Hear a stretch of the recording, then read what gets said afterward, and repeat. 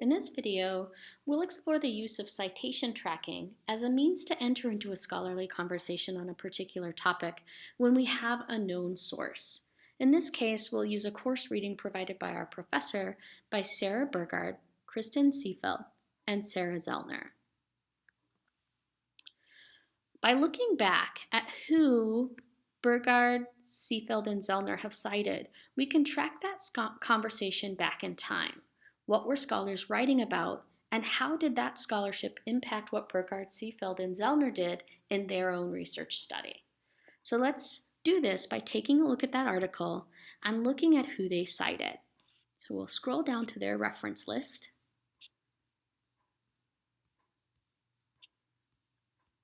And when we get the reference list, we might see a number of different kinds of resources. With books, we'll track those down using the library's discovery layer called Articles, Books, and More on the library's main website. And for articles, we'll use Google Scholar to track those down. So let's note this citation here by P. Goslin from 2008, Highwire, The Precarious Financial Lives of American Families. So in this case, we're looking at a monograph rather than a journal. It could be a book, a report, or the like. The tell here is the place of publication, New York, and it's published by Basic Books. To find the book, we'll copy the title of it and search for it in Articles and Books. So let's do that now.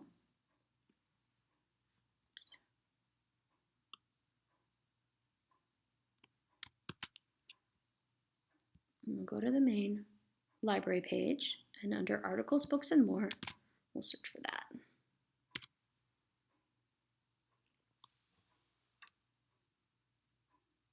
In this case, we have the book both in print, here's the call number for the print, and we have it as an ebook. So we can click on the full text and actually view the content. And it may be helpful to actually scroll through and find the parts of this book that might be most useful for us. So I might actually want to go straight to chapter 7 and view that content.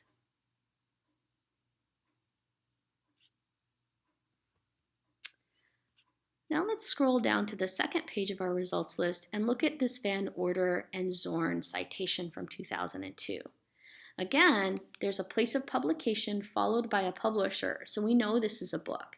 In this case, they're citing a particular chapter, Performance of Low Income and Minority Mortgages, and that's published in the book Low Income Home Ownership, Examining the Unexamined Goal. So we can track that down by, again, copying the title of the book rather than the book chapter, and we'll go back to the library's website, and we'll perform a new search. Oops, it might not give us results because there's a weird comma in the front of there. Oh, it did actually. All right, so we actually have this book and we have it as an ebook. So we can click on the full text of that item and scroll through and find the book chapter that we want. Now, these actually have parts, so we might want to go to the particular part. So if we open up and show the subsections, we can click through and find those. In this case, the chapter we want, Performance of Low Income and Minority Mortgages by Van Order and Zorn, is here in chapter 11. So we can go straight to that chapter and take a look at that content.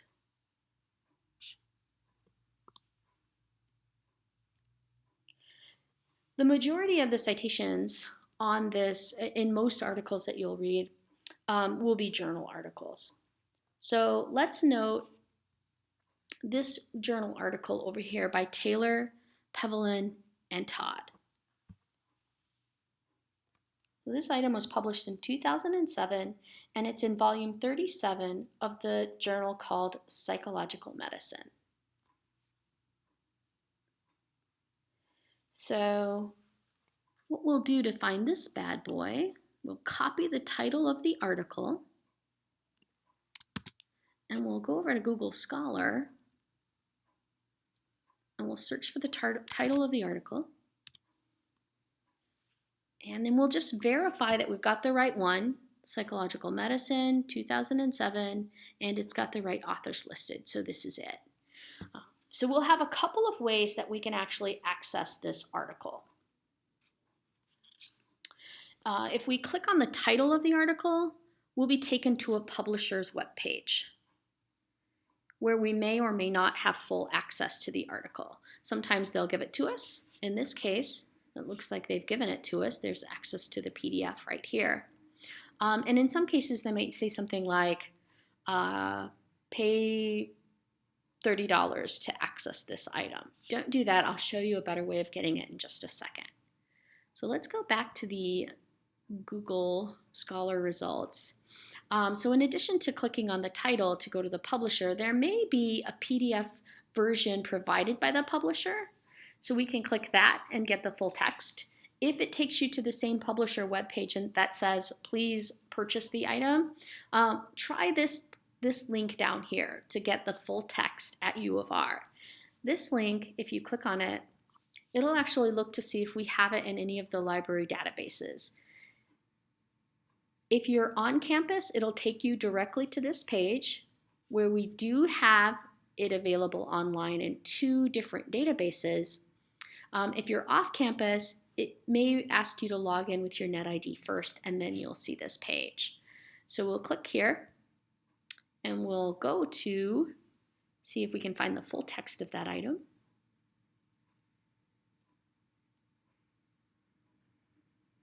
And here it is in its entirety. So we can scroll through, we can look to see if this research study is actually useful for us. We might want to skim through the intro and maybe pop down to the results list to see if this will be useful for us. It looks like it will, so I can actually download that for a closer view. Had we not had the article in full text in one of these databases, you would have just seen this yellow bar where it asks you to sign in with your NetID to view your options. That option would be to request it through interlibrary loan. This is the better choice rather than clicking on the publisher's website in Google Scholar, because we'll pay any fees associated with borrowing that item, and you won't need to pay for it. Okay. So far, we have looked at a couple of items in the results list of this article and found 3 different sources that we might want to be used, that we think might be useful for our particular paper. But what about the scholarly conversation since this article was published in 2012? We can use Google Scholar to cite forward to see who has cited this article to get that front end of that scholarly conversation along that scholarly timeline. So let's go ahead and go back to our item. And this time, we want to see who cited this article. So we're going to come up here and grab the title of this article, published in 2012, from Social Science and Medicine. And we'll go back to Google Scholar.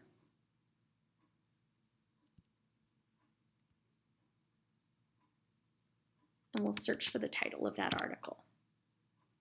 So here we have those same options, but we already have this in full text, so we don't need these.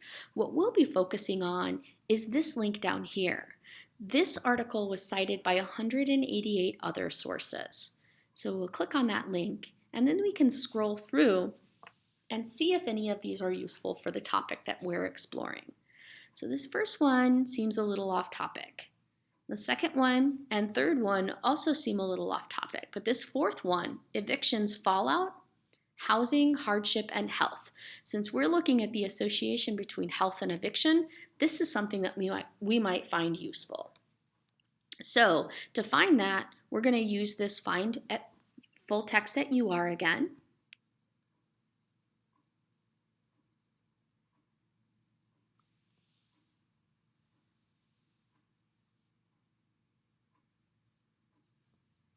And we'll see that we have that actually in several different databases. So we'll click on one of them to get the full text.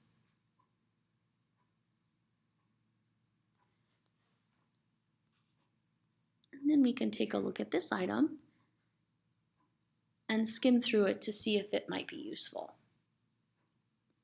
And if it is, then we'll add this article and we'll download it for a closer read and add Desmond and Kimbrough to our list of citations.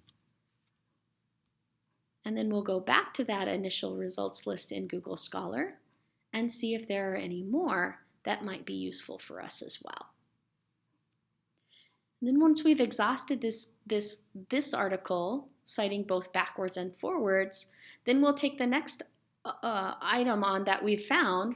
Maybe we'll start with this Desmond and Kimbrough article, and we'll see who they cited and who cited them since 2015, and find even more sources on our topic.